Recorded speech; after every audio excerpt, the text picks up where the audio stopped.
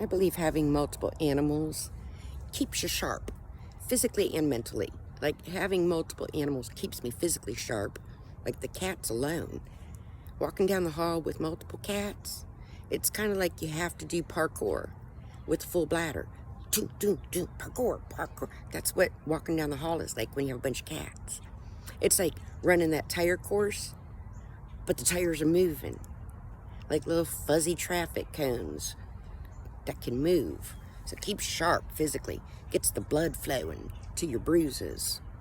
But also mentally, having multiple animals keeps me sharp mentally. It makes me use all kinds of different skills. Like, for instance, my deductive reasoning skills.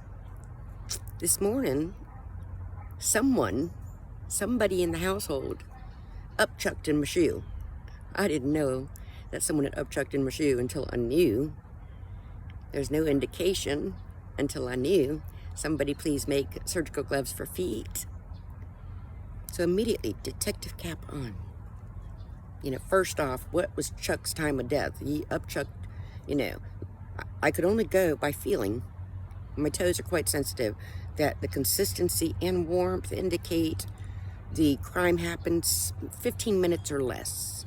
15 minutes or less. Next step, lining up the suspects. Because there's 6 of us in the house. There's me. I ruled myself out. Didn't taste anything funny. Plus, I can't see well enough in the dark to aim like that.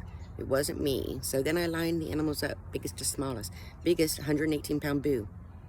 Where were you 15 minutes ago? He looked guilty and shifty. Eyes were all like, and wouldn't look me in the eye. I'm like, seriously, relax, dude. You're 118 pounds. I know if you upchucked, it would be the size of like a small cat. And this was nothing but net. This was not on the shoe. This was nothing but net. Boo is not that precise. This was a precision attack. You're free to go, Boo. Toby, you're next. Where were you 15 minutes ago? Not talking, huh? You're free to go, Toby. I know you didn't do it. You just couldn't. Carly, my smallest dog, been with me the longest. I looked at her, she looked at me, and we both laughed because she's like the narky little detective's assistant for me. She will point out who did it. I look at her and she looks right at the cats. Could you be more specific, Carly? One of them, she's sure of it. Dogs are free and clear, free to go. Cats are next.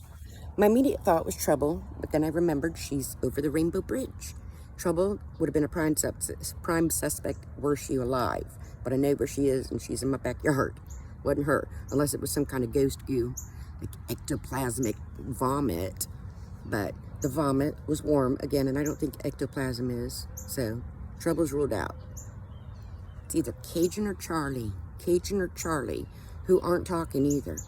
They actually don't even care that I'm questioning them. They're just like, whatever. Does it really matter which one of us did it so much as it was done? But deductive reasoning narrowed it down from 6 to 2. That's pretty sharp. I really do want surgical gloves for my feet, though. If someone could invent that. And a new pair of shoes, 5.5, black. Peace, love. Animals are a joy.